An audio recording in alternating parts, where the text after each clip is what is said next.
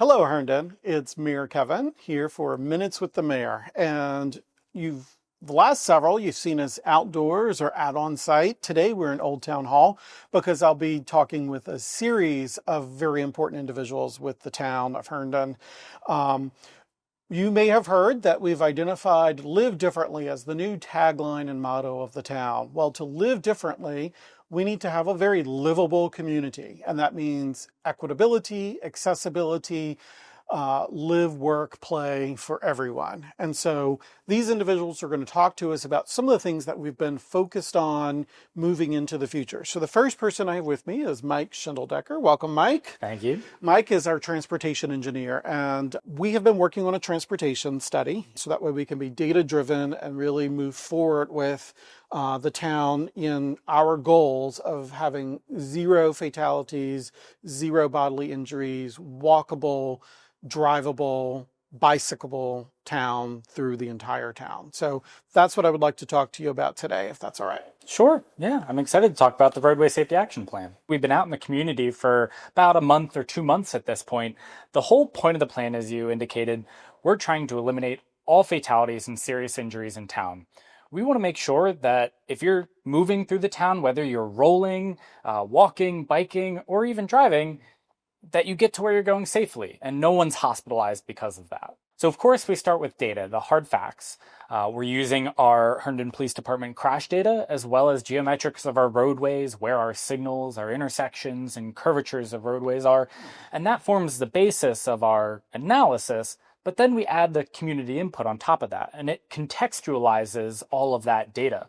So we start to pull themes out of what citizens and residents and visitors want to see happen in the town. Can you tell us a little bit more about the public input process? So the public engagement piece of this project, the Roadway Safety Action Plan, has 2 phases. We're just about wrapping up the first phase, which we went to events across town. We went to grocery stores. We were at the train station. We had our online survey. We had 700 conversations across town, about a third of which were actually in Spanish too.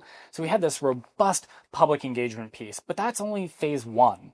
Now that we have that, it's contextualizing our data, and our team is hard at work over the fall putting that all together. But then we're going to come back this winter, and we have a second round of public engagement where we'll turn those concerns, the problems, and the things that we need to take care of into projects. And we'll prioritize them and say, based on what the community said, based on what our data is saying, this is how we get rid of fatalities and serious injuries. What do you think, community? And that's the part where the community-driven part says, what we want to see, what we think is important, will work into our plan. And then we'll come back this spring in front of council and say, here's the idea. Here's what our community has said for us to do. We want to move forward with this plan. How do we actually enact that next phase? Everything goes back to that singular goal of eliminating fatalities and serious injuries. We'll know from a data standpoint what has to be done, where the quote unquote worst spots are in town, where we need to make the most improvement. And we have a list, an order of what needs to be done first. But there's the other goals that we talked about with council, which are improving multimodality in town and promoting economic development. So those are the things that help if 2 are kind of equal projects, maybe one gets bumped above the other because it supports those other goals. So that's how it would come through when we try to put everything in order. But ultimately, it'll be a list of Department of Public Works and other departments to work toward. Are there educational components to this as well? So we're going to look for opportunities to partner with schools to get information out into the community, out into the public. If folks are unfamiliar with our roadway laws, help them become familiar. It's not just one approach. It's as many as we can get out there. Great. Thank you so much. And I look forward to hearing more and certainly seeing the data that comes out of this first step. So we've now talked about road safety, but roads have no purpose other than to connect us. And so I'm joined by our zoning administrator, David Stromberg. Thank you for being here, David. You're welcome, Kevin. To talk about housing. We have started a housing study. We actually initiated it as a council last term. Absolutely, yes. This was a council directive, so we secured a consultant to begin the housing study. What's different with this, and why we actually have a separate study looking just at housing, is where the town is right now. we are completely built out. There's no room to expand, and pretty much every parcel is already built on. So if we're going to build any new housing units, that means you need to tear something else down first. So that's an expensive and a time-consuming way to build. So if we're going to do it, we want to make sure we're doing it right. So we do actually have a few places that are zoned where some of this may happen. Our high density areas that we've already gone through and rezoned around the metro. Yes, that's absolutely correct. So we know in those areas that we're going to see some of those older office buildings convert over to multifamily developments, some mixed use projects, and some townhouses and 2/2 types of developments. One of the things we already know is the town's pretty equally divided between single family housing, townhouses, and again, condominiums and apartments. We also need to know what's the age of the housing stock in the town. What types of jobs are in the town? So, are the people who are working in town able to actually afford to live here in town? What does it cost to rent in the town? What does it cost to own? And how does that compare to the localities around us? We also need to understand what are the growth pressures going to be both in the town, but obviously regionally. We are part of a region. Having stable and affordable housing is necessary so people can go to work, go to school, raise their children, just go about their daily lives. But from a wider perspective, and what we're focused on a little bit more from the study perspective, is it's important for a community to have a stable tax base. And that also means having a diverse tax base. So there's a risk if you have only a bedroom community. That's one where pretty much all of your land use is residential. You also have that risk if you're primarily an industrial community. By having that lopsided land use, the town's really at risk of having a budget crisis at some point in the future. So this study will help analyze our current land use trends and help guide us where we need to be going.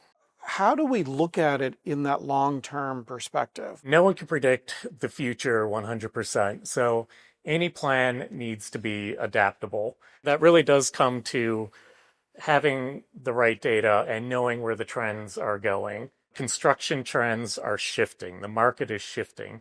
So this study will help us analyze that to know where we're going in the future. The consultant's also looking at what is the town's anticipated need for the affordable housing? This is a regional problem. The town wants to do its fair share of it. So what actually is that fair share versus the standard market rate housing? And what does that look like?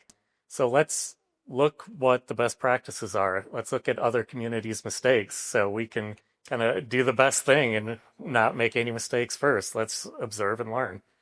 So all of these one-on-ones with different stakeholders, the online survey, are there any other data inputs? I'm assuming comprehensive plan, population data, economic data, all of those more benchmark type things also. Yes, the consultant's been working to get all of the real estate data sets, all of the demographic data, all of the jobs data needed to form the backbone of the study. After they have this, take us through broad stroke. What's the next step? The next step is an actual report that comes to the town, and that's something that will guide staff, guide the council on what formal policies do we want to adopt. And that leads to zoning changes, classifying land use for what is a good redevelopment option. Again, to get anything new, you have to tear something down first. So looking at where are the opportunity sites for that, and that will lead to the eventual changes. There's always a concern, right, of, when it's impacting me or my neighbor or right in my vicinity. So certainly provide the initial feedback through surveys, and then to further the voice, this data then gets presented not just to council and staff, but it's done so in a public fashion. Yeah. So the public can come out, learn about what is being presented to us. And then once we are looking at official policies, those would be public sessions where the public could comment. And then when we look at zoning, that's also a public session, commenting on specific zoning changes that might impact in particular areas of town. Absolutely, yes. And then for if a property owner or developer comes in with their specific redevelopment project, that's another opportunity for public input there. Okay, so lots of opportunities for your voice to be heard.